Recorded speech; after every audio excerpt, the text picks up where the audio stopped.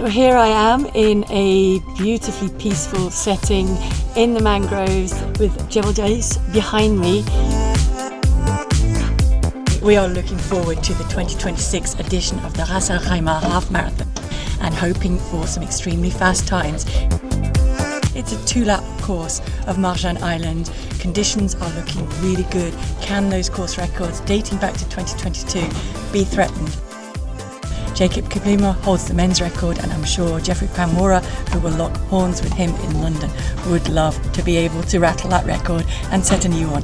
Good luck to everybody taking part. Enjoy the racing.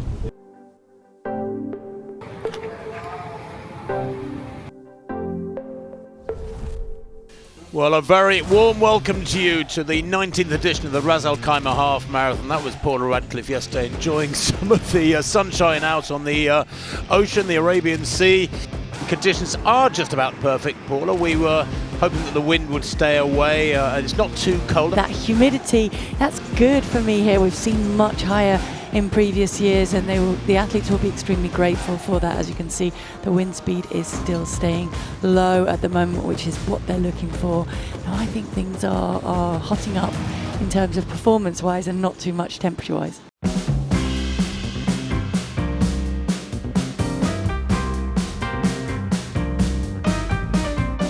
Ras Al Khaimah 2026 is in its 20th year. The half marathon has got a reputation for wonderful fast times and wonderful winners ever since its first race in 2007, and the much lamented Sami Wanjiru, who went on to win the Olympic gold medal the following year, he ran a world record here in 2007. Now this year we've got 2 former world record holders and 2 former champions. So let's concentrate on Jeffrey Kamwara, one of the all-time greats of long-distance running. Jeffrey won here in 2013, just 2 seconds off the world record. My name is Jeffrey Kamwara. I'm from Kenya, and I'm 5 times world champion. My objective coming here to RAK is just to come and run a great race. I was here 13 years ago. I won a race and ran a great time. And I'm here again with a great opportunity to also run a great race. He went on half a dozen years later to set the world record in Copenhagen, 58 minutes and 1 second.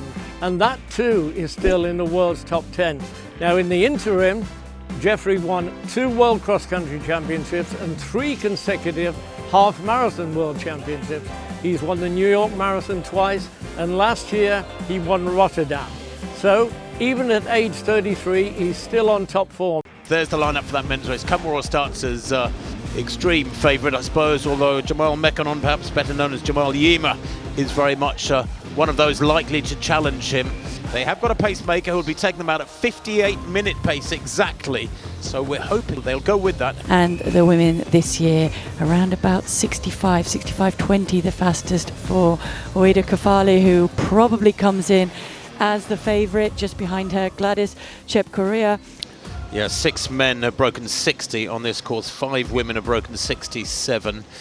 We can take a look now at the course, though, that they'll be racing on. This Al Marjan Island complex, which has been built up over the last 10 years, it's quite spectacular. They start there just off the mainland, head out onto the 4 different islands of Al Marjan. There's a 2-lap course. This is the first lap. There's a U-turn there, and then they come back towards the start-finish line, where they take a U-turn there at exactly halfway. Head out on the second lap. This is the 15k point this time, on what we call the lollipop section, and then back on the big curve there, where there's a massive new development going on, new hotels galore, and then that long straight, about 1 kilometre long, in towards the finish line to the course.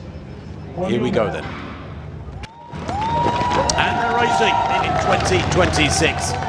Hope that the pacemakers do a good job here today. I say pacemakers, there is only 1 pacemaker, and that is Edwin Kipsaisak, who is a 61.51 half marathon runner. He said he thinks he can get to the 10k point at 58-minute tempo, which is 58-minute tempo, by the way, is about 2:45 per kilometre. So they need to get a 5k 13:45. There's no let up really when you're shifting at that speed. No, there isn't, and I think that's why they have the pacemaker, just the one in there at the front of this men's race, just to get the ball rolling and get them into a race situation, and then I think the men will continue on their own. The women, of course, benefit from going off just behind the men.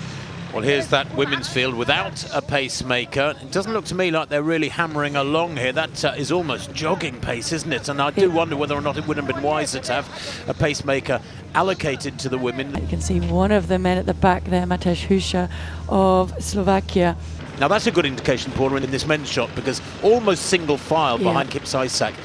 And that suggests he's stretching them out. The predicted race time, 57.34. The RAK course record is 58.35 by Kiprop back in 2022, 4 years ago. So that is suggesting a course record by a minute.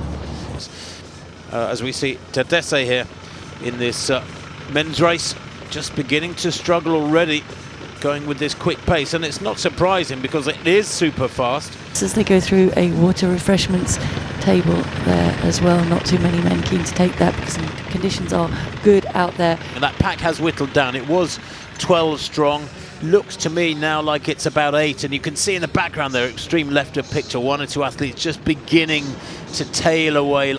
Yeah, he's just turning the screw, and at the front, majestic is Kamwora, a little bit taller, the taller athletes out behind him. That is young Dillo that I was talking about. He is just 20. But interestingly, you see Kamwora to the left of that shot. He looks so relaxed moving at this pace, doesn't he? There's just something about his form. When others are looking a little frantic, he looks very calm. Yeah, I think we mentioned before, didn't we, that really his sweet spot is perhaps this half marathon distance, and he comes in excited and ready to race. There are the women just passing 5 kilometers in the background. Their last kilometer, 3:18 coming up on the clock there, so maintaining that pace, not yet wanting to get caught into a faster tempo, and certainly a lot more caginess on the women's side. You can see the main pack is still all very much grouped together. They are taking on water at this stage, perhaps indicating that they are not operating at maximum speed yet. Kamwora now moving right up alongside the pacemaker, trying to chivvy the pace along a little bit.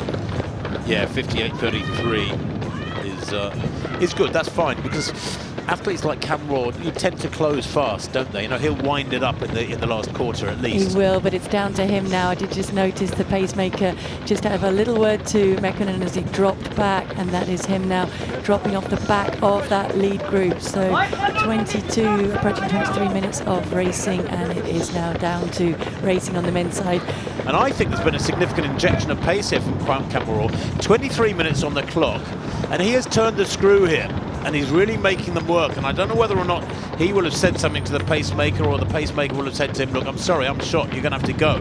But he has grabbed it by the horns, so to speak, and is in control of this one. He's leading them a merry dance at the moment. Mekkonen, Jamal Yima Mekkonen in second place. Well, that men's group is whittling down. It's only about 6 or 7 strong now. And finally, we're starting to see a little bit of stretching out in this women's pack, although it is still down to Magdalena Shauri of Tanzania to set out this pace. But at the moment, the pace is dawdling, should we say. Razal Kaima has developed a reputation for brilliant racing and really quick times. Kamwora has whittled it down now to a pack of what, about 4 or 5. And Jamal Yima Mekkonen in the dark long socks has been the one man who has dogged his heels right from the gun all the way. But interesting, isn't it? The Bailu is there as well. From that overhead shot, you can see and get a real impression of the damage that Geoffrey Kamwora is doing by pushing on at the front of that lead group. Dillu is suffering here. You can see the tall figure of Dillu. He's the Yismo Dillu Meniberu. He's a 59.23 performer. He was the winner of Cardiff back in October, as they negotiate the turn here near the start finish, very near our commentary position, about 200 metres up the road from where we sit. There we are. You can see right in the centre they negotiate that U-turn and head out on their second lap. Kibor has been dropped. Brian Kibor, and he's at 58.39 performer, but he's having a bad day at the office, is Brian Kibor, the 24-year-old Kenyan. Here are others, big names there. Liche, he's struggling to go with this form as well. It just shows the calibre and the effect of what Geoffrey Kamwora is doing. And I think, look at that, the really impressive, the white socks kind of highlight and shoes.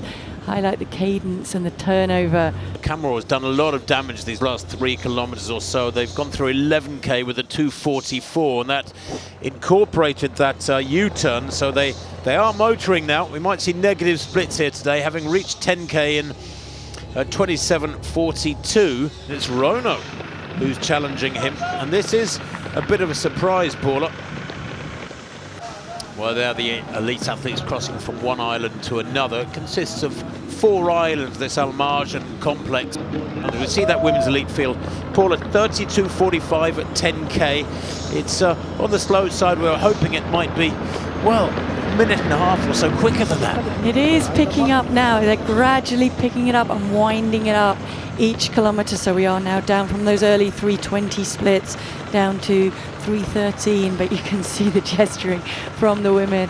They're just trying to get somebody else to come to the front and do a little bit of the work. Still, Magdalena Schauer is the one, the marathon runner. They're leaving it to her to set that pace, and the others happy to settle in. This U-turn they're going to negotiate now is at about 10.1 kilometres, so means they've gone through 10k in about 34 minutes, something like that. You can see now some women starting to drop off that lead group, so this pace is definitely picking up there. It's starting to string out.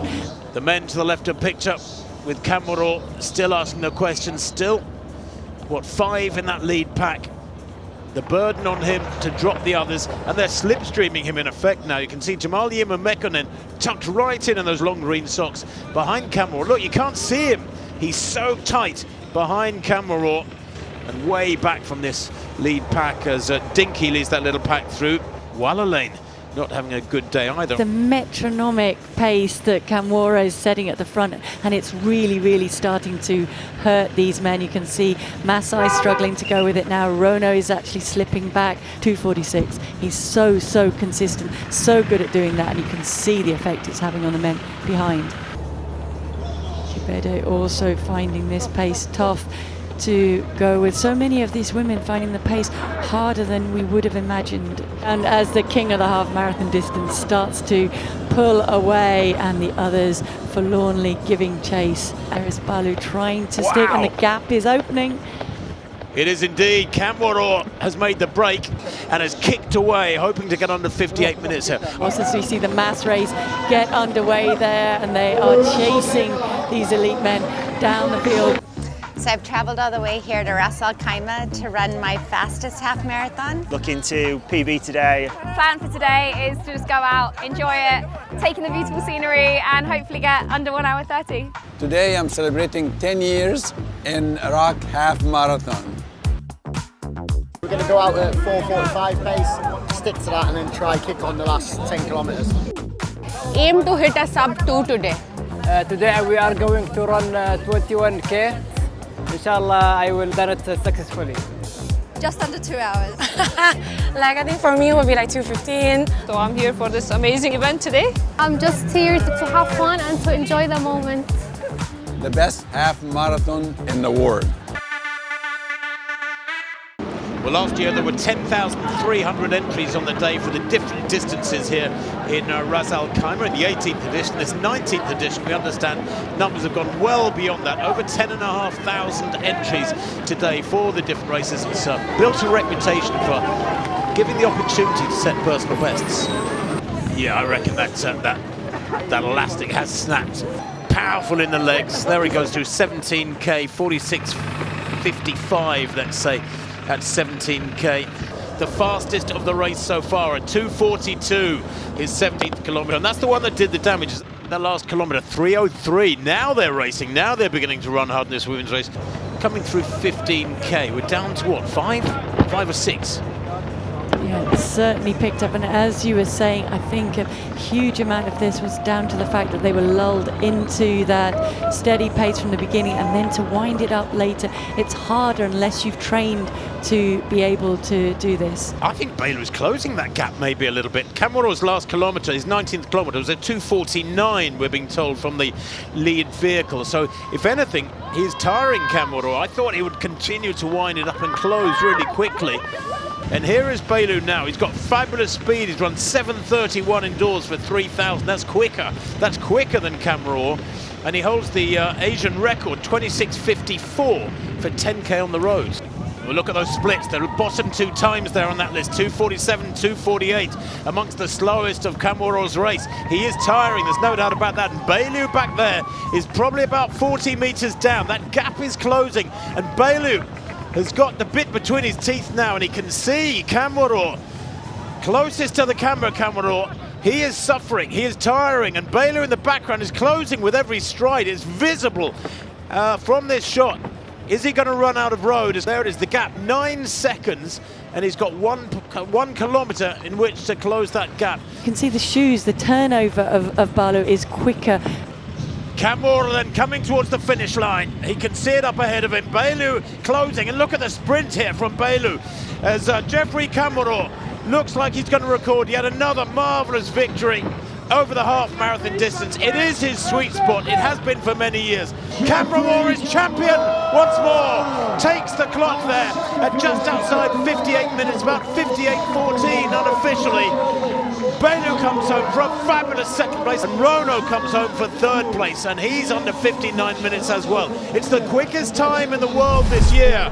I trusted the training I did, and after 15 kilometers I thought maybe I can push, because I really wanted to win. So that was the reason I tried to push so much. I feel great because I came here to test my speed and to catch my training. And it reflects very well that my training is really going well. Back to this women's race though, Paula, and that big pack that looked so comfortable for a long time, approaching 20k, whittled down to 3, and still Shuri. It is still Shuri doing the work, and still tucked in behind is my pick, young 21-year-old Meltnat Wudu, and the other woman in that group is Asmaresh Anli Yezhane, also only 21.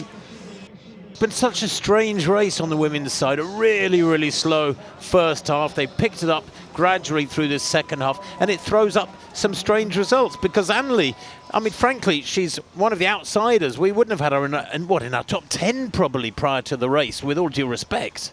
They've wisely left the pace setting to Shuri, and now for the first time we see the pair of them move either side, so Shuri can't pick up the pace anymore. 3:06 that last kilometre, so they now are operating at exceptionally fast half marathon splits. Shuri does now try to respond, because once they hit the front it wasn't quite as easy as it was sitting in behind. Now they're in the long home straight, they can see the finish in front of them about 600 metres away. And this is now the second time we've seen Wudu and Anli surge either side, and this time I think it is for real. Surging duo of Wudu and Anli trying to move away. They have certainly broken Shuri. Well, Wudu's only 21 years old. She's a fabulous talent. World Junior Championship silver medalist over 5,000 metres in 2021 and 2022. This is a battle of the 5k runners. It's been a slow, tactical race, this women's race, and Anli now pushes to the front. And here you can see Anli easing away from the pack here to take this one. Shuri, the marathon runner in the background, did so much work through the second half, doesn't have the leg speed. That last kilometre, 3:06. It is going to be a surprise winner here, but a glorious win for this youngster. Anli comes home. Asmaresh Anli Yezhane takes the 19th edition of the Ras Al Khaimah half marathon. Her time well under 67:30. It ends up being a very, very solid, quick race here, despite the slow opening kilometres for the women. But that's the longest race of Anli's life, and she's come up trumps. So she's happy that she finished the first place. It was a bit tough after the 10 kilometer, but she's really happy that she won the race. And with God on my side, I will try to improve in the future. And here is the winning form of the men's champion once again. 13 years after his first victory here in 2013, Jeffrey Kamworor comes back to win once again. He's like a fine wine. He's getting better with age, holding his form, holding his smile as well through the final few meters here ahead of the challenge of Bailu, the former Ethiopian, who set a personal best in the background there for second place by a massive margin. That was his consolation, a personal best by over a minute. But Jeffrey Kamworor will get the official time. We think it was 58:13, his second Ras Al Khaimah win. And he goes from one peak to another, does the astonishing Kenyan 33-year-old. There it is, confirmation of the win for Jeffrey Cameron. 58-13 it was, winning by 8 seconds from Berhanu Bailu, who just ran out of road. He was closing the Bahrainian. Gideon Rono, 58-36 for him in third place. Was the second best time ever in Cameron's career, and it's the second fastest time ever in Ras Al Khaimah. 58-13, the win for Jeffrey Cameron there today. And in the women's race, well, what a contrast to Cameron's experience. A win for Asmaret Yesene, just 21 years old in her debut, winning in 67-21 here today.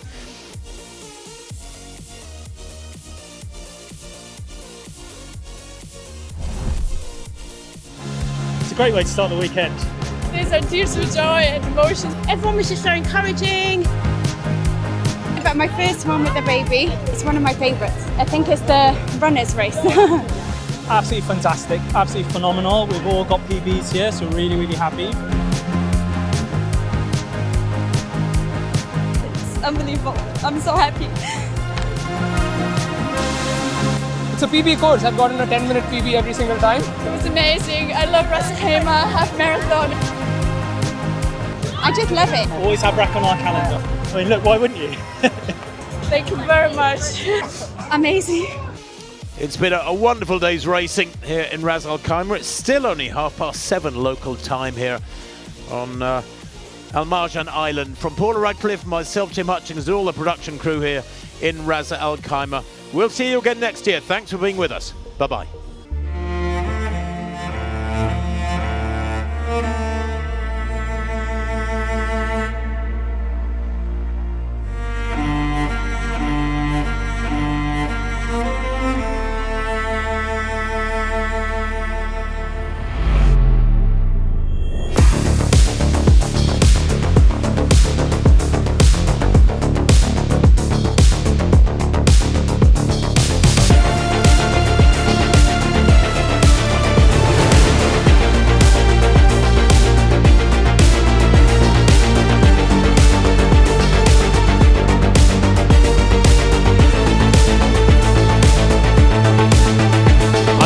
It's already the 19th edition of the Ras Al Khaimah Half Marathon.